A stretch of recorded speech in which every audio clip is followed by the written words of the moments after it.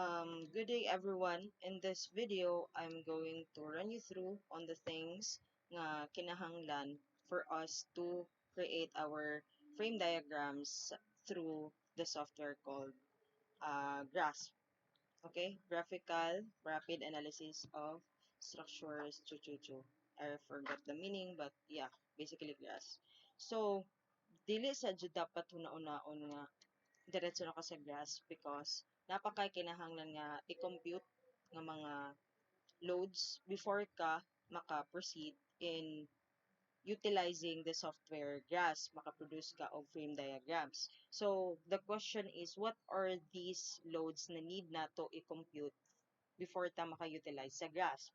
So, ang first na kinahanglan is, of course, imong dead load. But, depende man gud sa inyong pagka-cluster sa inyong dead loads because kinahanglan sa dead load alone makakuha ka sa value sa story weights. So, if in case your story weights ay during your computation sa dead load, you have already determined your story weight, so it's okay already. Pero if like my case, dili na ako ang pagka-cluster sa ako ang dead load is not per story weight. So I had to create another computation for story weights alone. Okay? So, first is, let's talk about sa story weights. So, giunsa na ko pagkuang story weights, diri ta sugod. Okay. Sa ako ang seismic load calculation. So, gisago lang nako siya diri, no? So, kibali ang nahitabo sa ako unsa ang components niya. So, as I have mentioned earlier, kinahanglan nga since 'di ba mag-calculate ta sa exterior, interior, transverse, and longitudinal. All those four kay pangitaon nimo ang greatest nga na ay building a frame nga weight, and then mao to siya mag-utilize for the W for your seismic load calculation. So ang mahitabo here is that ang gihimo nako is ang akong slab, beam, wall nga components, and parapet walls, for my case naaman, and column. Then gitotal nako na siya, that's only for frame A. So frame C, these are for my transverse, and for my longitudinal frame 5 nga exterior, and the same thing with my frame 2 nga interior. So, what I did is that gi-hyperlink, gi-cell refer lang nako ang ihang mga story weights nga dead load, and then gi-total nako, and then here are the results. So, based on the results sa total nga frame weight nako, ang nahitabo is that ang greater value is ang ako ang frame exterior nga A, or frame A, or either sa frame A or sa frame 5. So that's my calculation for that load. So balik sa ta sa ako ang presentation ha. So kinahanglan man kag W. So ang ako ang kwaon nga W here is the 954.69 kilonewton. Okay? Then, next is the calculation for the live load. So, unsa ang mga kinahanglan sa live load? So, sa live load, manggod guys, mag-matter na siya sa imong occupancy. So, in the first place pag yun, sa pinakasugod pa lang, since nag-establish ta og mga design criteria, na-determine na dapat ninyo kung unsa inyong let's say, unsa inyong occupancy type. Occupancy type, and then na siya designation nga occupancy factor. So, let's start. So, ang nitabo sa aqua is that tributary area lang nako, and then ang length span, and then ang occupancy nga designation for dining and restaurant, which is 4.8 kPa, and an additional of ceiling load nga 0.5 kPa. Nganong mag-add og 0.5? Based na siya sa NSCP guys, nga mag-add na siya ceiling load, which is 0.5. So, based from here, if makita ninyo, so ang ako ang live load is ang dining restaurant, and based na siya sa NSCP section 200 kapin. You just check, naa diri ang ako ang occupancy load, occupancy nga factor, and akong value for F1, and ang 0.5 ko dayon nga ceiling live load. So that is my calculation for my live load, assuming nga naa na kay live load. Okay, that's good. Dayon, next is ang calculation for earthquake loads, which is determining the value of the FX, or the lateral force. So, giunsa man na pag-calculate, kabalo ko nga kabalo na mo. kay since SDB na ning topic midterm pa lang. So mag-establish ka sa imuhang mga design criteria, and then after ana mag-calculate din ka sa imong force lateral procedure. Calculate ka sa imuhang city since this is just concrete, imuhang period, imuhang design base shear, asa ang mag-govern, and then you will test if naabay value ang imuhang load nga for the rooftop. And after that, if nakuha na gani nimo, you will be calculating for your computation for the FX, VX, and MX. Actually, ang imong magamit diri is only the FX. Kanilang, I mean, yeah, kani siya nga column rather. Kanira siya nga column ang imong ma-utilize for the glass. So, assuming nga nahuman na to, so you are now ready to use the glass. But before that, let me introduce you to the load combination. So, ang load combinations is based ni siya sa NSAP nga load combinations, and then it was already modified based sa ato ang mga loadings, and then established na ni siya. So, basically na ay 9 ka load combinations na may tabaw. So, 'di ba sa NSCP there are only I think 7 or 6 ba to? And then in here we will be utilizing 9 load combinations. Okay? Kaning mga naka-black ang atong i-utilize. 1 2 3 4 5 6 7 and then the 8 and 9. So, lastly, before ta magsugod gyud sa demonstration or tutorial on how to create and start drafting or inputting the values in the grasp is that you should be familiar kung unsa jud imong intended nga output nga imong dapat i-generate sa grasp. Okay? So as I have mentioned, naatay mga load combination and we have 9. But naatay mahitabo nga basic loads. Unsa ni mga basic loads? Mao ni ang self-load, dead load, live load A, live load B, earthquake load nga left, and earthquake load ang nga right. So basically, sa basic loads pa lang daan, naanatay 6 ka loadings. Okay?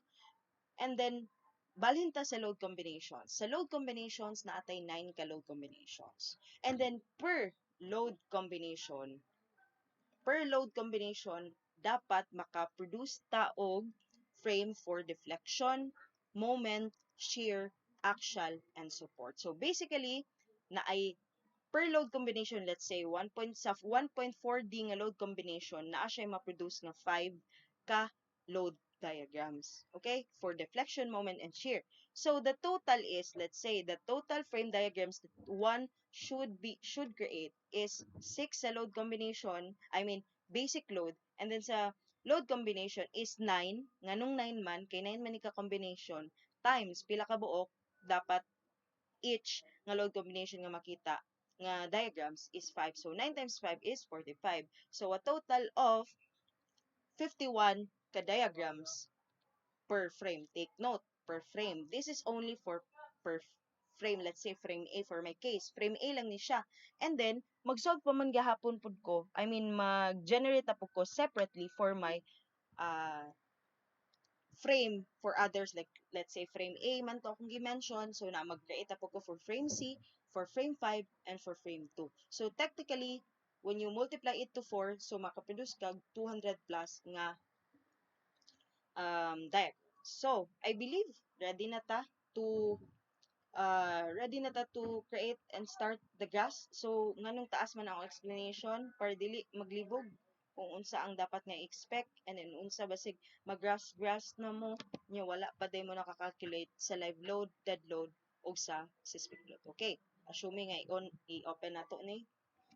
So while waiting, so make sure guys nga naka-install na tadaan og grass. If dili gani ma-install tong na-provide last time, you go to YouTube and then nato tutorial dito for crack. Okay, na-open na nato. So this is the Graphical Rapid Analysis of Structures program, or so-called GRASP. So naatay mga navigation here, pero basically atong magamit is the structure lang, the load, the perform options, ang kaning add member loads, and ang joint or nodal loads, and as well as the shrink, show. This is the show results with values. This is kanang show no results. This is the increase in scale of plotted results. This is the decrease. This is the deflection that I'm talking about earlier. This is the moment, shear, and the axial, and as well as the support reaction.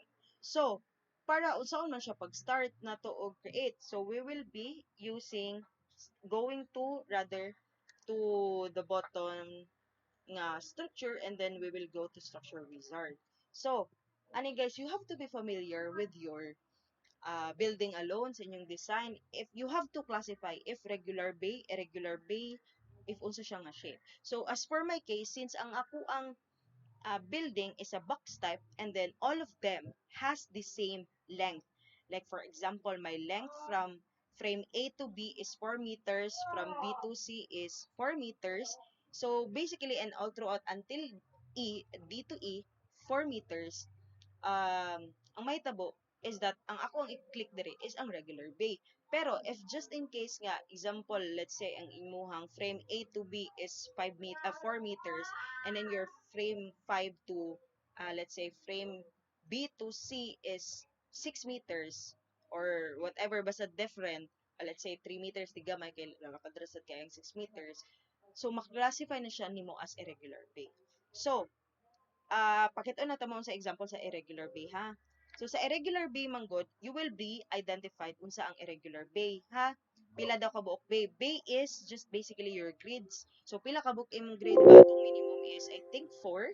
So let's say na kay 4 diri, pila ka stories, di ba? 3 raman atong stories. And then pila imong length sa bay width.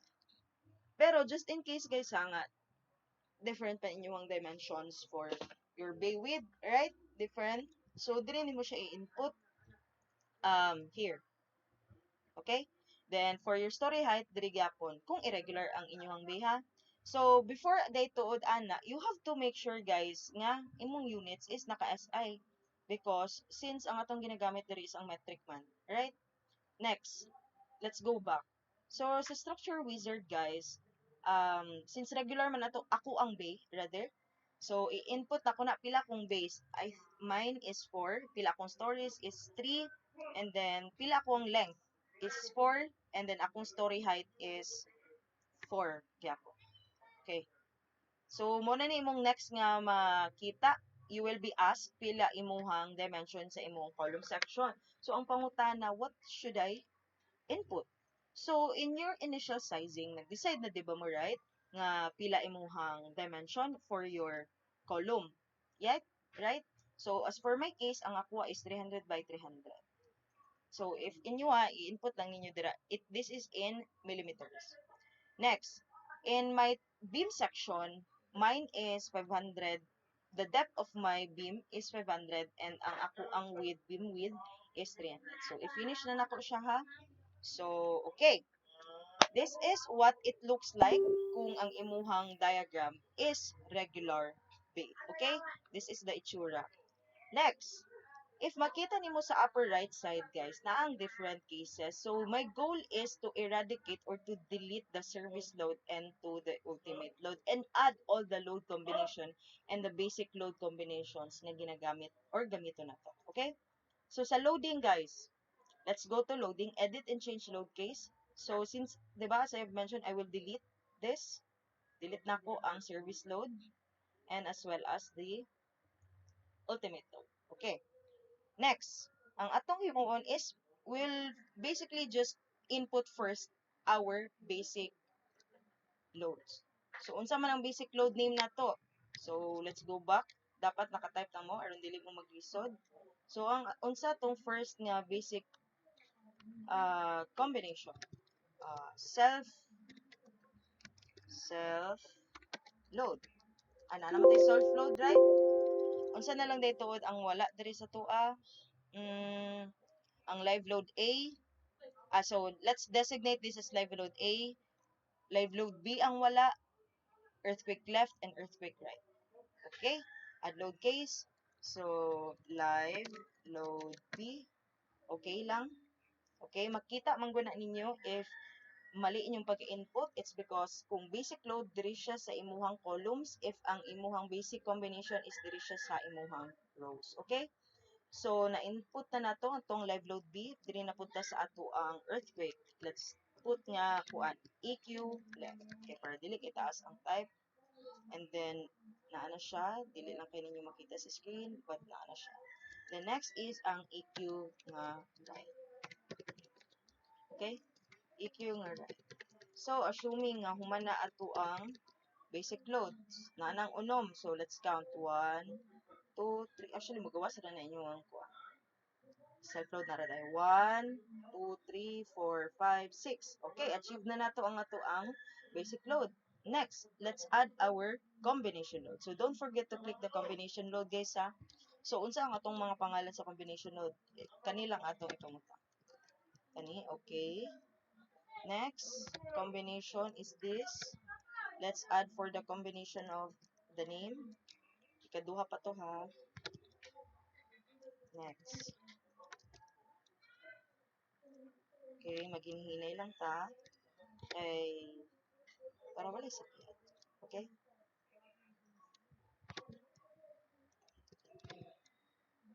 Mag-input ka. So, don't worry pa ha, if wala mo, basic, nag-wonder mo anong nga zero man na there day. Wala pa ta there. We will later on edit the values, the numerical values of these specific na mga load combinations. Okay? Next is this one. And then lastly is this one. Add load case. Basic load, input. Okay. Let's check if na-input na nato ang 9 ka load combination. So, 1, 2, 3, 4, 5, 6, 7, 8, 9. Goods. So, we are now good. Done na nato. I-okay lang nato. And then, as you can see, if imong i-check ha, you will check all of those load combinations that we have entered are already reflected in the upper right nga mga load combinations. Okay? So, next thing nga atong himuon is to input the values of the numerical values of these loads. So, i-omit lang sa nato ang self-load ha. So, pila ang ato ang load combination. Sa dead load, 1.4. Based lang sa iyang mga values kanang bitaw. 1.4. Sa dead load na lang sa taka para dili magsigig isbog-isbog. Okay? 1.2. Tapos 1.2. 1.42. And then 1.42 as well. And then 1.42 again. And 1.42 and 1.23 and 1.23. Next, grita sa ato ang live load. If inyong ninotice ang atong first nga load combination is walay live load, so technically it's just 0. So drita sa ato ang live load A. So live load A nato kani atong B, so 1.6 daw yung value live load A. Sa live load B it's 1.6. Diba wala na sila nga combination. Dre, ang live load nako is 0.5.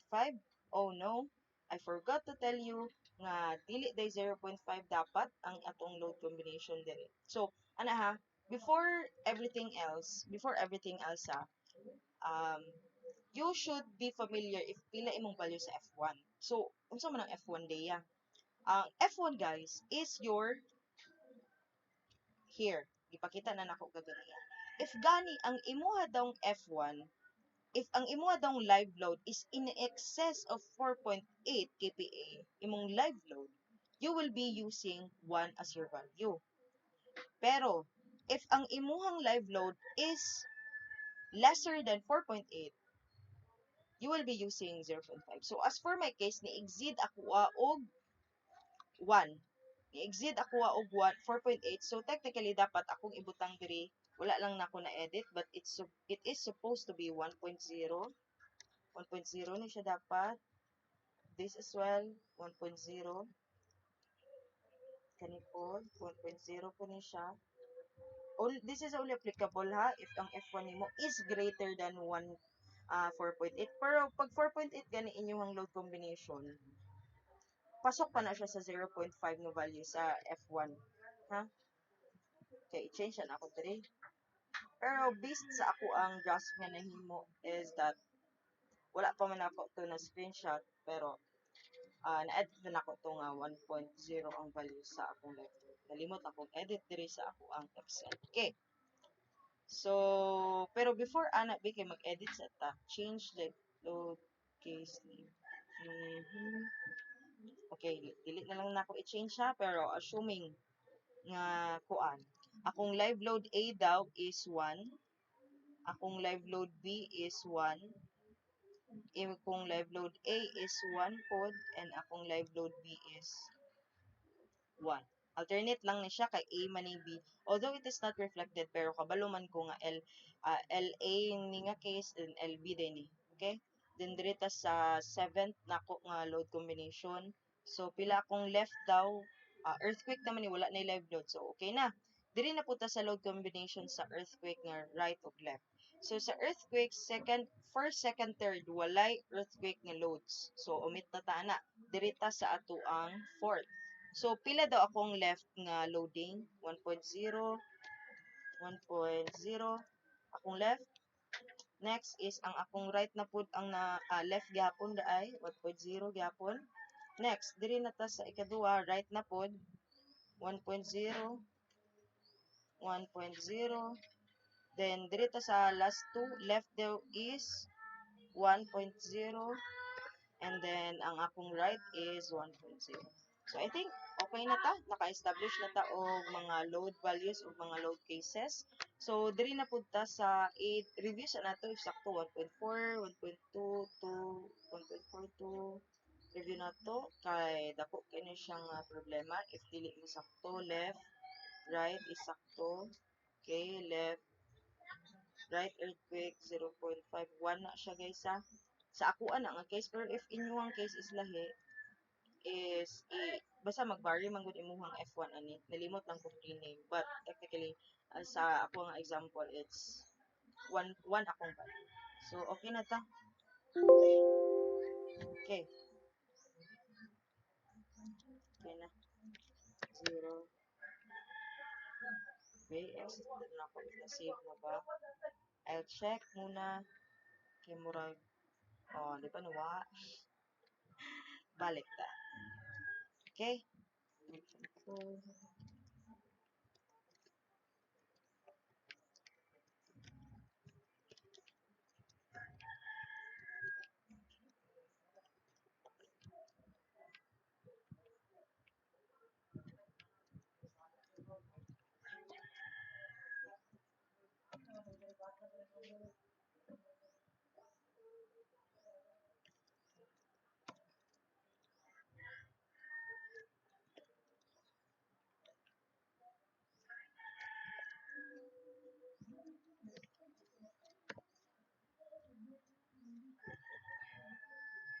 left daw na akong earthquake is 1, right na ko is 1.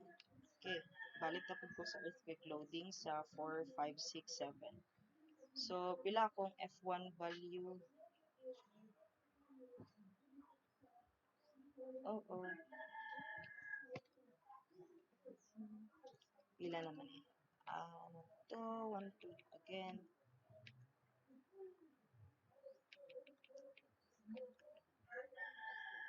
Okay. Diri na ta sa live load. No, mali akong butang. It's not 1.6 but it's 1. 3, 1 gihapon. Tapos 3, 1. And this is 1 as well. Okay, balik daw. 1.6. 1.6. 1. 1. Okay, loads na ta. Dito sa earthquake load na po balik. Last in na lang na siya. Left. 1, 1. Taas 1.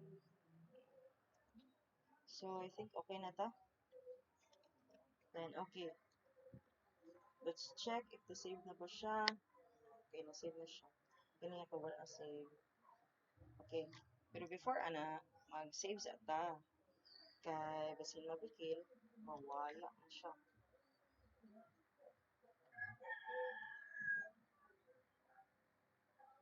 Let's say, sa random, ito, sample.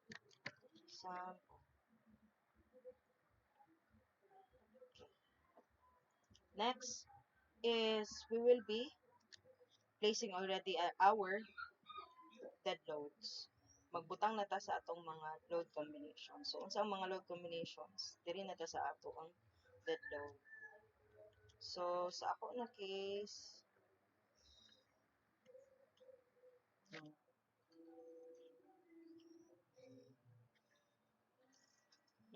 dead load, no, sa store weights, dapat ako gamiton. Ang store weights, so, kani. So, miskin asa diri sa duwan, pareha naman sila values. 56.14, 440, 137, sila. So, dali ta sugod. This is for my roof deck ha. Load combinations. Okay. So, dead make sure nga naamo sa dead load ha. So, sa akong pagbutang, kanina siya, ibutang natin yung center. So, diri, since uniform load man ta, click add, click the uniform load, and then input the value, 56. No. No. Later pa din, ano ko siya metalize. This is the FX Megash. Dead load ta guys, anniversary. This is, let's say, transverse per MA, man akong ginahimo, right? 3.51. So, 3.51 ta ha. 3.51 add. Sa imong dead load ni guys, dead load dili story weights. FX mo nito. Okay. Global Y direction na siya always ha. So, again, add, click the type of load, which is uniform load, and input the magnitude. Then, okay. O, diba? So, kasi na siya. Na siya. Ang kasyada man jud anang pareha ra kag loading. Sama sa ko, okay. Wala, pareha ra gid sila loading do. Pero if kuan gusto ko challenge, kuan, so nara na nimo kay designer man ka. Anyways, so muna ta sa roof load. Diri na pud ta sa ato ang mga lower nga per floor na values. Diri. Sige, 25 mag-input sa ta. O magnitude. Nalalagyan po ni mo. Umanon lang sa para loading tanan ako per floor is sa mga lower bitaw. Ang roof deck rin nakalagay. Global one.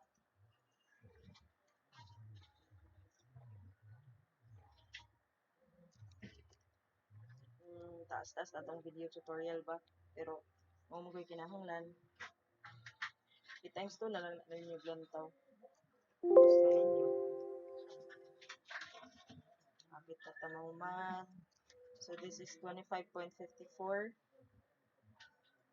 Butang yapon kasi mong magnitude. Basig magpareha mo tanan og ibutang ha, dili eh. Ang ako sa frame diagram na ako parehag magnitude tanan per floor. So, copy paste na ko. So, as you can see, oh, diba same ra. Pero guys, basin mag-wonder mo ba, unsaan man na pagbutang ni mo day, ang concentrated load ni mo day.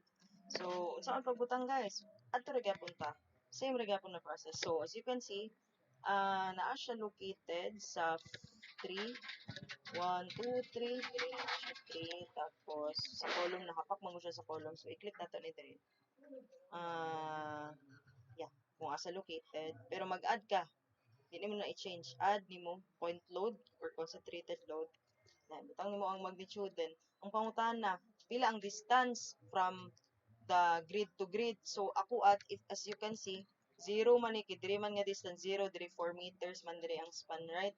So, 0 man siya nag-originate. So, 0. Pero if gani, inyong concentrated load is nasa mid-span or unsa ba kaha nga distance from this, kaya mo inyong input nga distance. Pero sa ako na case is naman siya located diri gid sa 0. So, 0 ako ikutang dira.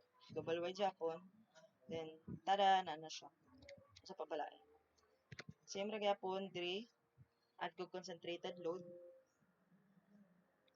Butang na ko ang magnitude 0 gyapon.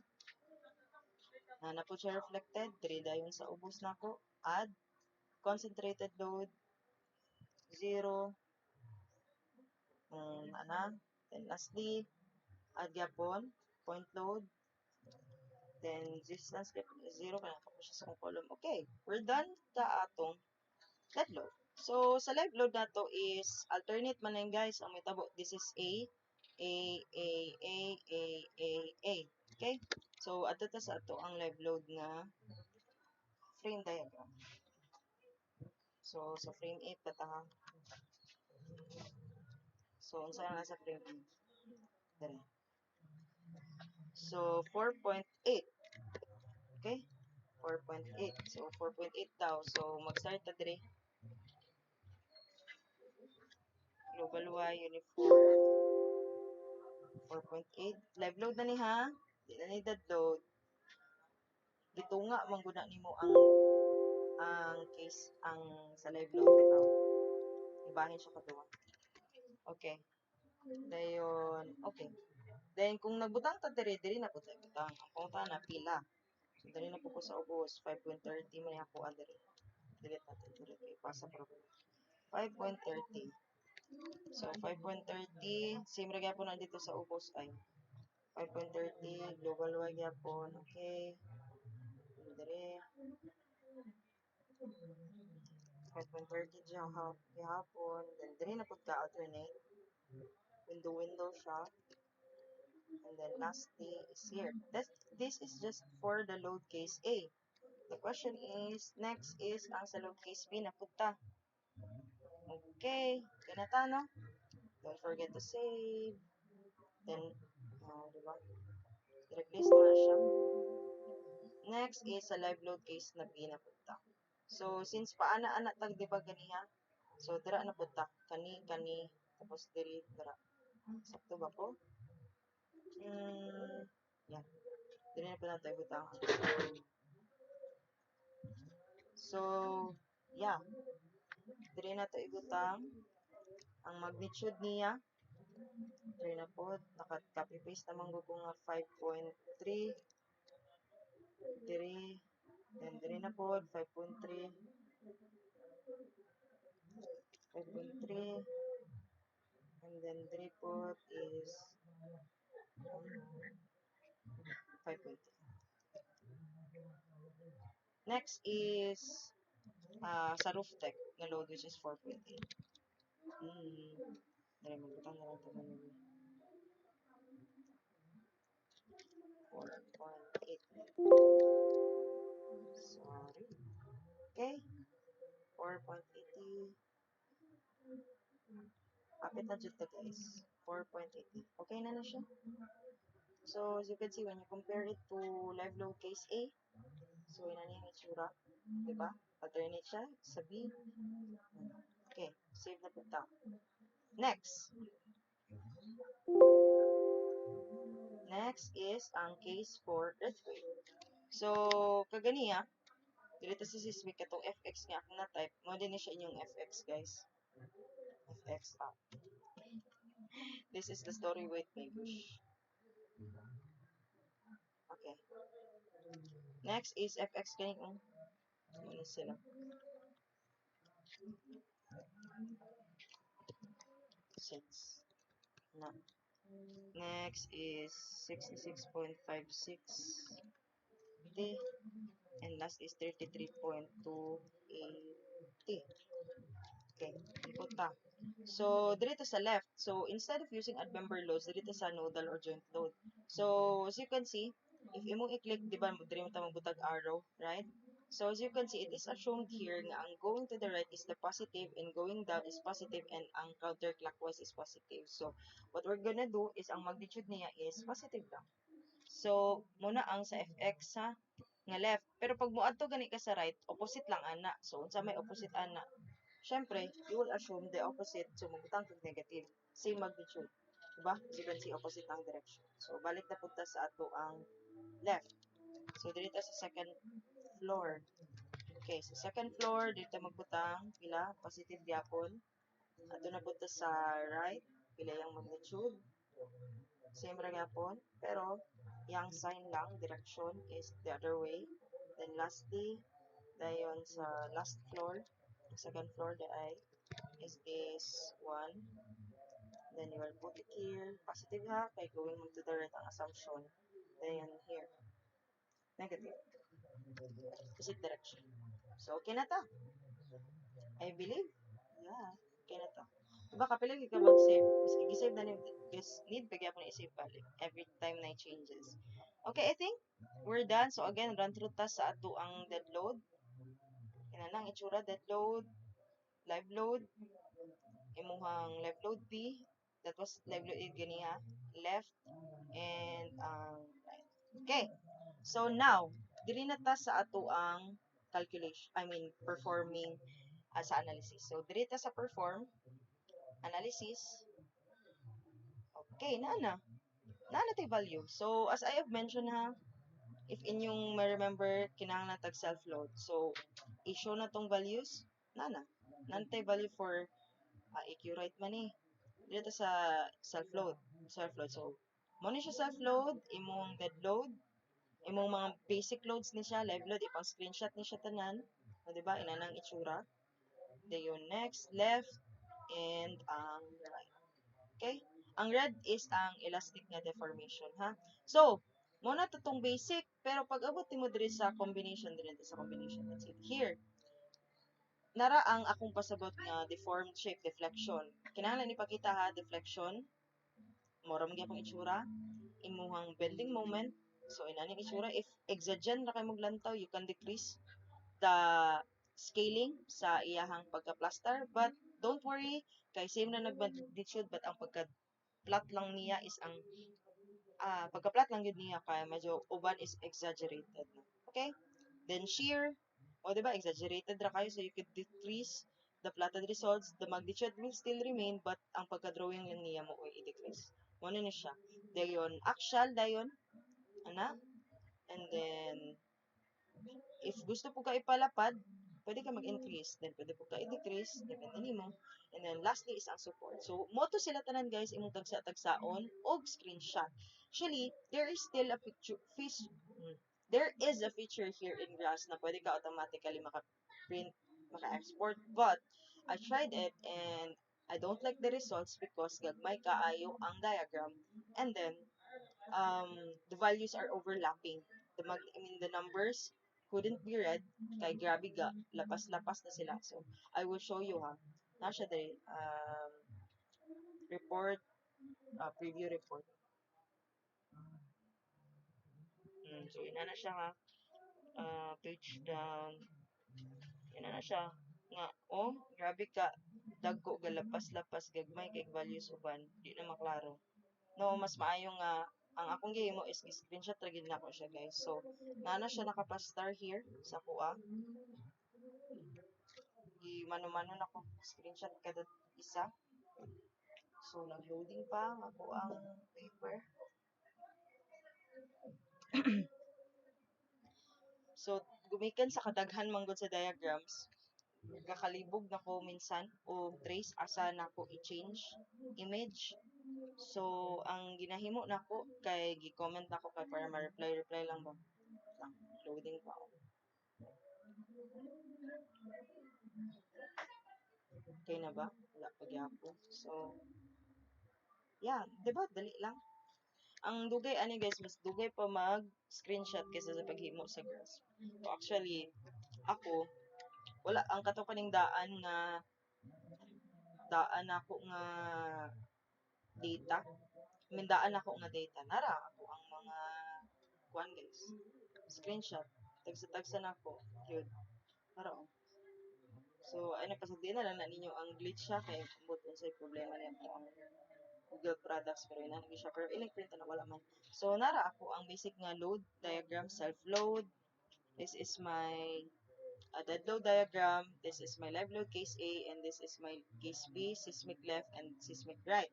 So, if gusto po mo makakita sa ako ang longitudinal nga frame nga load combination, so 1.4D, di ba ingon ko nga na deflection, na ay moment diagram, na ay shear diagram, na ay axial diagram, support reaction, and diba? Taglima din. Another na po nga combination. So, I hope you have learned something from the video I made.